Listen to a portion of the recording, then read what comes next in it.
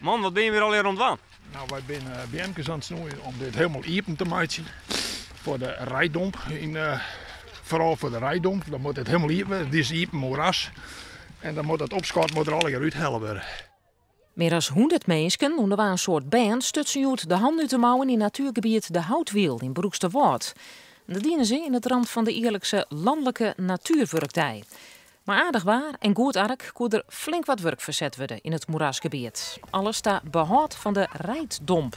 Die roerdomp is hier wel heel speciaal, want we hebben hier in het gebiedje van de Houtwiel hebben zo'n 12 briedende perkens roerdomp zetten. En om een vergelijking te maken, dat is lieke volle als in een hele lauwe maar. En dus een natuurbeheer daar, is dat met je ter lering of is het puur vermaak, omdat ik het ken? Het is beide. Hè. We zijn hier met band, we boeten, we krijgen de band de door uit. Ze zijn hartstikke mooi bezig. Ouderen, jongeren, band, alles erom elkaar heen. En dat is gewoon hartstikke leuk om te doen. De Houtwiel is een van de 20 locaties in Friesland dat joet werken wordt in het rand van de natuurwerktij. Een prottenband die joet mij helpen, vaak ben zij lid van de scouting. Likas Joas en Nieke van scoutingvereniging Burmania uit Leeuwarden. Hoe zwaar is het? Niet heel zwaar. Ik heb gewoon spierballen in mijn kracht. Waarom zijn jullie hier?